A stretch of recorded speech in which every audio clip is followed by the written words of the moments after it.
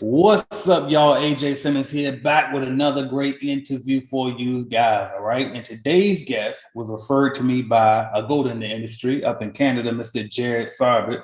All right. And if you haven't seen my interview with him, go check that interview out. He's running a seven-figure cleaning company, right?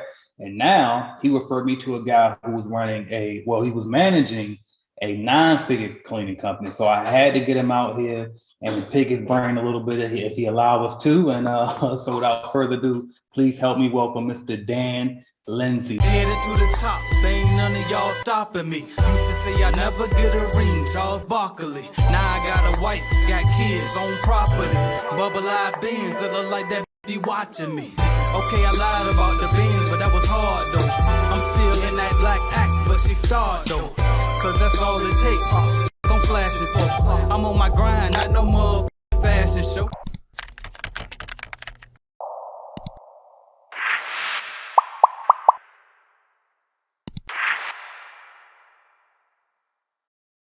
Did I say your last name right, by the way? You sure did, AJ. You sure did. Yeah. That the A always throws me off, man. So just start us off real quick.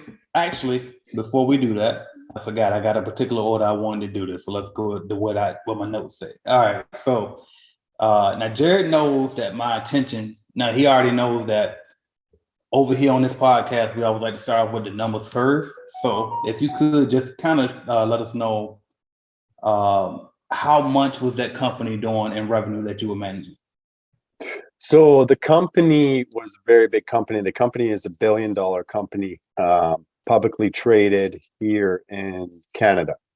So my responsibility was around 125 million. Wow. Across 5 business units. The bulk of it was all Western Canada, which is basically half of our country, let's say. And then I also managed a branch out in Seattle. Okay. So I had a little touch in the US as well, and spent a good amount of time out in the Seattle area managing the business there. So nice. That's huge, man. So I know we're going to learn a lot from you just from hearing that. So, but before we go into it, if you don't mind, let's get a little personal and just hear a little bit about who you are, where you're from, all of that good stuff. Sure. Yeah. So again, my name's Dan Lindsay. I am 43 years old. First and foremost, I am a father, a husband, family man. That is, I heard something the other day. You really become a man when you start having to take care of other people. And it was a really powerful statement that just kind of resonated with me. So, I like to start off with that. That's my first and foremost priority is my family. I'm based here in Calgary, Alberta, Canada, along with Jared, who I know very well and have worked very closely, mentoring, coaching, and just, being associates in the industry together. I grew up with a single mother, had a sister, and it's funny because as I grew up, I was always cleaning. My mom was in the property management business, and she had me working from a very young age, cleaning, helping her out, stuff like that. So the business kind of is in my blood and always will be. And it's funny how life pans out. And, I ended up being in this at a very professional, very high level. So I think when I look back now, it was those years working with my mom and being raised that way. That's just helped me with my success that I've been so lucky to have today. That's what's up, man. Okay, cool. So we got to jump into it, right? So what exactly did you do for this huge company? So I was their regional president for all of Western Canada and that Seattle area. So managed 5 branches, managed, basically from a very high executive level, all the operational and financial performance of that P&L, of that budget.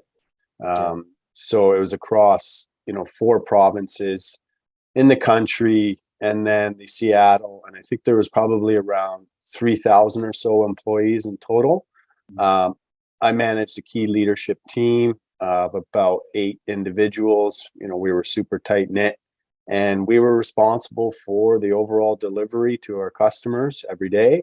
and we were responsible for the financial performance of that region in particular. And we were responsible for making sure that we kept the best culture we possibly could. So that about sums it up from a very high level. When you get granular, my biggest thing was always trying to make sure that we could translate things down to the frontline teams to ensure that, they were passing it on to the customers and providing the best service we possibly could for our customers. For sure, for sure. Okay, now you were at a very, very high position, obviously. So, but I still want to see, like, if there, like, okay, could you share with us a little bit how, like, from based on your view, right, and the position you were in, what was their, I guess, their number one way, or if they had multiple ways of getting customers? So I think, like, the strategy of the company was twofold. It was growth by acquisition. So obviously, looking for companies and organizations that fit in well with our culture and fit in with our overall strategy. And the second growth strategy is organic growth, basically, bidding and playing the bidding game and going against the competitors and putting the most competitive proposal together to win the business. But when you get that big, there is a lot of business you can just get from basically, referral. That's where you can kind of get a lot of the business. You have so many customers across a huge footprint that you're able to leverage basically those customers across an entire country once you kind of get that those customers in your portfolio. Furthermore, we were able to take advantage of the infrastructure we had across the country. So, one thing I talk about is we managed to win a contract with a local bank here, and I think there was around 280 sites, and we had 10 days to start it. And we were able to deploy the teams, get all the equipment, procure everything we need, and make it happen. So when you're that big, the customers know that they can rely on you. You've got proven performance, and they have that ability to, or they have that confidence in you for you to make it happen. So I think it's a lot different when you're a big organization compared to one that's, growing. But the basics of it is, with your customer base you have today, how can you expand it? How can you use it to leverage and get more business? What can you get out of that existing customer base, increased sales wise? And how do you use referrals to continue to grow your business? Nice. I love it. Okay, now let me ask you this. So would you by chance remember like what you guys were spending on like advertisement or marketing by chance, or is it more, like you said, just word of mouth referrals? I think that there's, I couldn't give you a number on marketing advertising. The company had a very good dynamic marketing team, and there was a big marketing push, all the time. I mean, using social media, making sure we're generating content, making sure that we're pushing stuff out there. I think during COVID in particular, one of the big catchphrases was thought leadership side of things. So as a big organization, how are you helping upgrade the industry? How are you helping cope with the pandemic? What are you doing for the customers? How are you communicating that out? So there is always a hefty number against marketing, and marketing is an essential part of business. But I think that marketing is multiple folds. It's mainly, the social media side of it, how you're marketing internally with your customers, and how you're kind of staying ahead of the competition, and how you're being most innovative to, lead the industry per se. Gotcha. Now I want to shift a little bit because I know you recently started a company as well. So is Shorty Technologies, correct? Yes, sir. Okay, Yes, cool. sir. So can you just tell us a little bit about what that is? So yeah, the biggest thing when we were going through COVID, there was a question that was kept coming up. I mean, to deploy these organizations, and us included, in the cleaning industry was, heavily scrutinized, let's say, and we were heavily relied on during COVID. And the biggest thing was to deploy people out to focus on touch point cleaning. And I mean, this is a crucial part that I think is going to be in the industry and is here to stay. Now, the reality of it was there was never any type of mechanism or real kind of way of managing it, knowing what's being done from a touch point cleaning perspective, putting data behind it, putting a score behind it. It was always kind of done on an honored system. And it wasn't until I left the organization that it kind of dawned on me that maybe there's a niche, maybe there's a need for this. So the first thing we created was basically an app and a system that provides these facilities with an ability to manage their touch point cleaning, to capture live images of what's happening, to put a score behind what's happening overall in their facility, put a score behind the areas, be able to track the pass and fail rates, and just put that touch point cleaning program at a new level, basically, and put the data and analytics between what's happening. So we're taking away that question of how do we know what's being done? Right. And that was our first app, and that was the first technology that we created. So, and we're slowly finding homes in, the long-term care homes. We're finding homes in the, office side of the business. And I think we're helping increase the standards in the cleaning business as well by doing so. Nice. So if I could simplify this, I want to make sure I'm understanding correctly. So is this like a disinfection company, so to speak?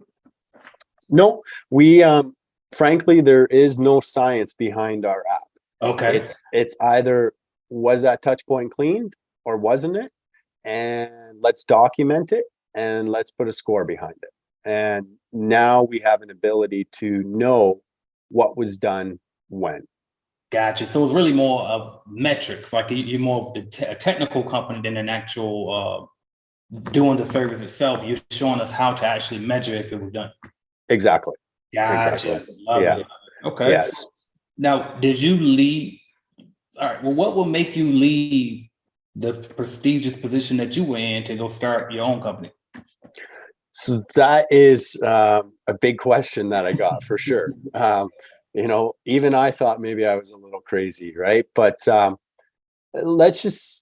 big organizations change. There are a lot of moving parts. There's a big, they're a big beast, right? And the company was changing, and it just wasn't working for me anymore. The dynamics and the way it was going, and it just didn't feel right. So I knew I needed to make a change. Personally, I'm still young. I still got lots of, horsepower in me, and I didn't know exactly what I was going to do, but I knew I needed to make a change. And especially in a president role, it's only fair to the company, fair to myself, if I'm feeling that way, that I take the initiative. So I did that. I left, and life is short. I had this burning desire always to kind of go down the entrepreneurial road, and there's all kinds of opportunities out there. And I think if you feel it, if you want it, you can do anything you want to do. And that's the reality of it.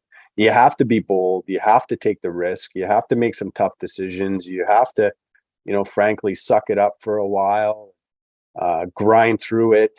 But it's just like if you're trying to grow if you're a smaller janitorial company, you're trying to grow, and that's your focus, the reality of it is you got to grind, and you got to keep grinding. You're going to have good days and bad days. But at the end of the day, I left because I wanted to focus. I wanted to go after something more. I wanted to go down the entrepreneurial road, and I wanted to see what I was capable of. Nice.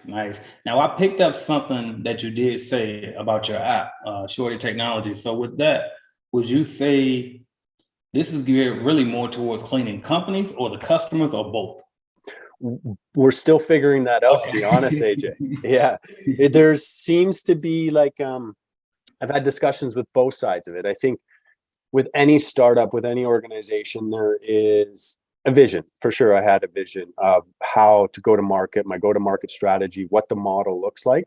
But any startup, you are pivoting and pivoting and pivoting as you go, right? At the end of the day, it's not what I want. It's what the market needs. It's what the market wants. It's what the customers are looking for. And that's the number one priority. So we're fitting to what the customers want. We're fitting to what the market wants and what makes most sense. What we do know is there's a gap and there's a need. The reality of it is we're figuring out how we engineer and how we formulate how that works and works for the market in its entirety, per se. For sure. Okay. Now, what would you say has been, I guess, the biggest lesson so far with this new venture? Days are up and down.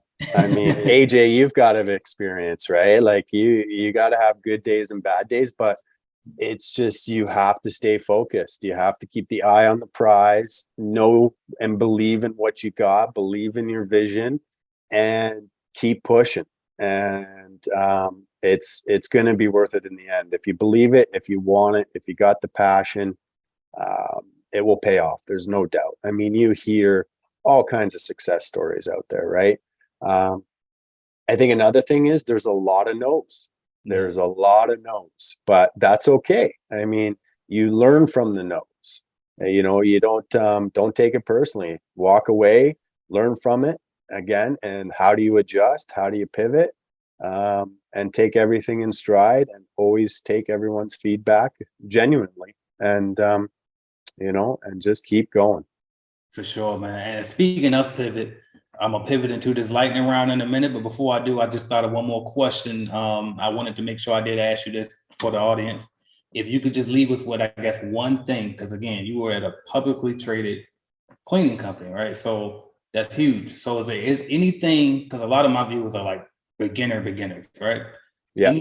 Like, I guess, one big lesson that you can leave us with that you've learned from your tenure being at that company that you can share with the newbies today? I think I'll leave you with two things. Okay. First and foremost, practice servant leadership. If you don't know what servant leadership is, look it up.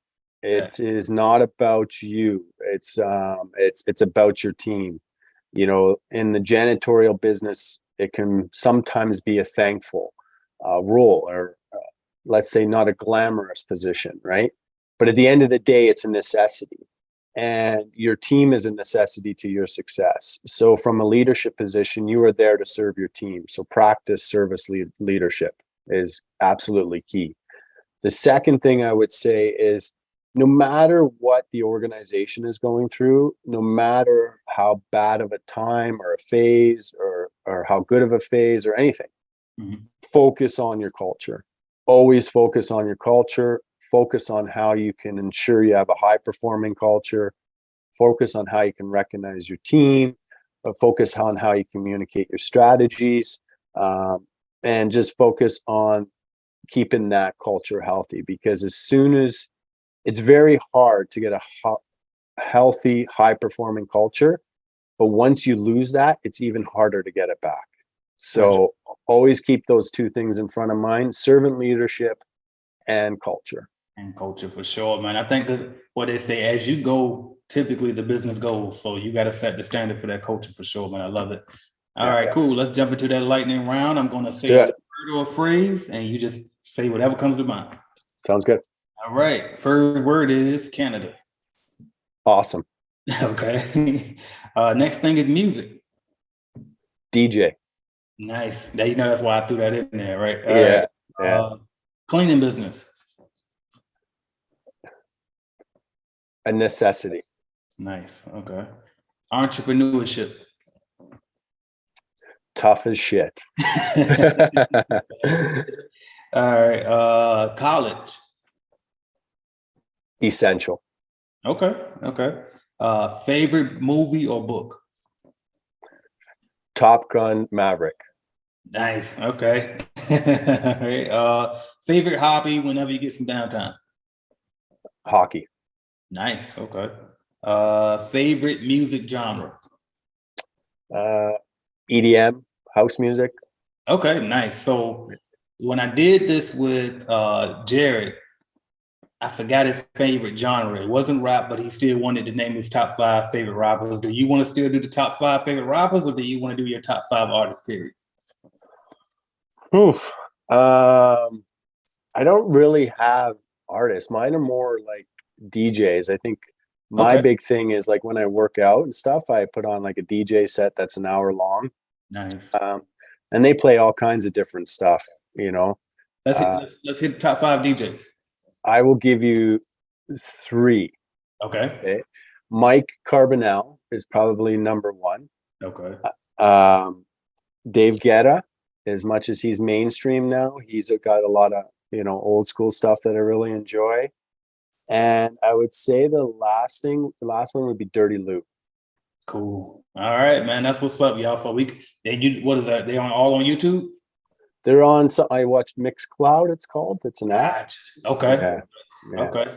That's Yeah. what's up, man. Well, I appreciate you. That was fun, man. So what's next for Dan?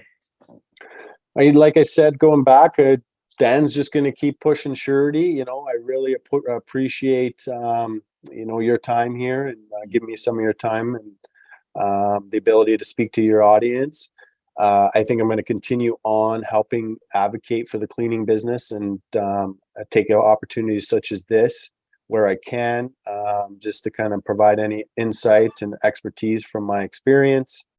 And hopefully one day I will, surety will be a success and I'll be able to do, maybe some keynote speaking or something like that, or who knows, maybe I'll just retire somewhere hot and nice. Right. I guess you'll retire in Florida here with me and then you'll speak at the Clean Biz Network conference next time, right? Sounds fantastic. All right. Speaking of, though, I just thought of something too. I want to make sure I ask this. So is there any way that we can test out your app now, or is it not even there yet? Oh no, it's absolutely ready to go. I've got 4 betas right now happening. Okay. One is coming to an end, which is great. And so the app is basically built for iOS devices today. It's not in the App Store because it sits behind something called Test Flight, which is a Apple focused app that controls betas. But yeah, I mean, if anyone's interested, they can go to our website, www.suretytech.ca, and they can definitely reach out, and I'd be open up to having a conversation. And as with technology, it's very easy to deploy. I can be here in Calgary, and if you have an iOS device, we can easily deploy it. Perfect. That's suretytech.ca. Yes. Right.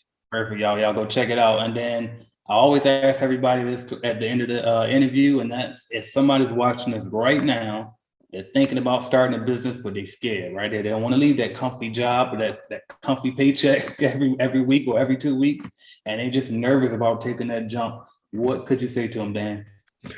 Ask yourself this one question. If you were lying in your deathbed, would you regret not taking that leap? Yeah. If the answer is yes, take the leap. If it's no, then you're okay. But just be honest with yourself what that answer is. 100%, damn it. I love it. Mr. Dan Lindsay, y'all, how can we follow your journey? You can follow me on LinkedIn, Dan Lindsay. You can follow our company page, Surety Technologies, on LinkedIn as well. If you Google my name or Google our company, you'll know how to get there. Perfect, man. I appreciate you taking the time to speak with us, and best wishes to you and your app, man, for sure. Thank you. Absolutely. All right, I'll stop it here. I'm gonna send it over to my editing guy, and Thank you for watching my video, and make sure you hit that like button if you liked the video, because I know you did, and also hit subscribe, and right beside that subscribe button is going to be a notification bell. You gotta click that, because guess what? You never know when I'm gonna go live. As a matter of fact, I might go live right now, so make sure you hit that notification bell so you don't miss my videos, all right? And if you want to start or grow your business, check out cleanbiznetwork.com, all right? We have cleaning business starter kits. We have a lead generation service to help you grow your cleaning business, all type of stuff. And also, don't forget to download the Calculated Clean mobile app as well, all right? So that's what I got for y'all until you click another video and go watch, man. Watch another video, why not? Binge on it, let's go.